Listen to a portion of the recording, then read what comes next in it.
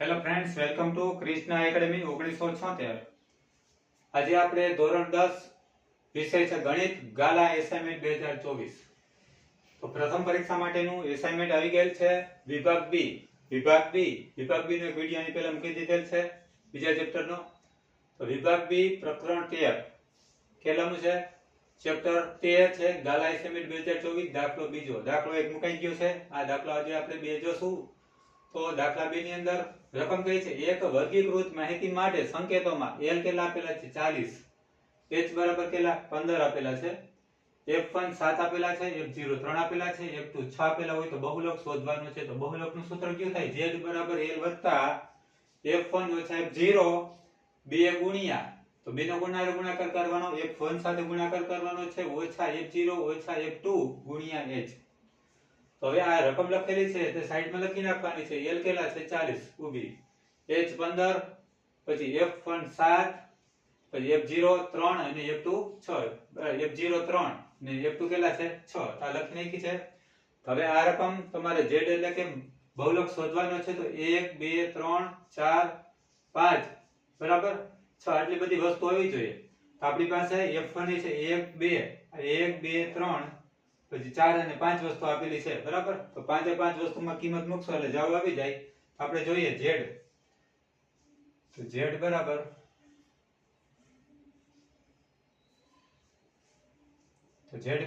l કેટલા આપેલા છે? l 40. l કેટલા આપેલા છે? 40 વત્તા બ્રેકેટમાં આપણે લખશું f1 કેટલા આપેલા છે? 7. f1 કેટલા આપેલા છે? 7 ઓછા f0 કેટલા આપેલા છે? 3. તો 3 મૂકી દીધા. છેદમાં 2 તો આવશે જ. બ્રેકેટમાં f1 કેટલા છે? 7 કેટલા છે? 7 ઓછા f0 કેટલા છે? 3. તો માઈનસ કેટલા કરવાના છે? 3 ઓછા f2 કેટલા છે? 6 કેટલા છે? 6. તો આ બ્રેકેટ પૂરો થઈ ગયો છે. ગુણ્યા h. h કેટલા આપેલા છે? 15. કેટલા આપેલા છે? 15.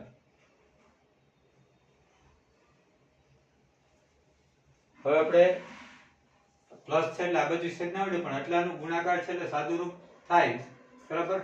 એટલે જોઈએ આપણે z બરાબર 40 વત્તા 7 માંથી 3 જાય તો 4 વધે. 7 માંથી 3 જાય કેટલા વધશે?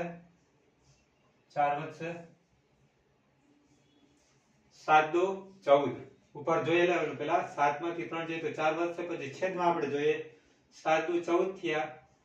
આ બેનો ગુણાકાર આવશે. 2 સતા 14. 14 માંથી -3 કરો તો 11 થશે. 11 માંથી 6 બાદ કરો તો પેલા માઈનસ કરો તો 6 કરો તો 5 આવશે.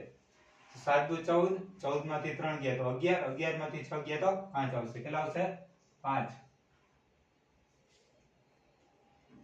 ગુણ્યા 15. હવે આપણે છે ગુણાકારમાં છે, બે ગુણાકારમાં છે એટલું તો છેદ ઉડશે. 5 તેરી 15 કેટલા થશે? 5 તેરી 15. તો છેદ ઉડાડી દેવાનો છે. 5 તેરી 15 કેટલા આવશે? 5 તેરી 15 બરાબર. તો 7 માંથી 3 જાય તો 4 આવી ગયા. 7 દુ 14, 14 માંથી 3 ગયા તો 11, 11 માંથી 6 ગયા તો 5. તો 4 ના છેદમાં કેટલા આવ્યા? 5 ગુણ્યા કેટલા છે? 15.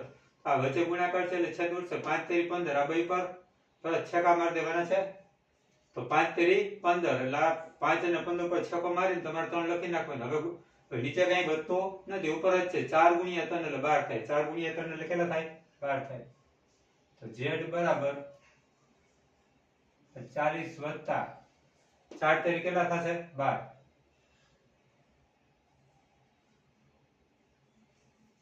4 તેરી કેટલા થાય? 12. તો 5 તેરી 15 એટલે હવે નીચે કઈ રહેતું નથી તો ઉપરનો ગુણાકાર કેટલો થાય? 4 તેરી 12.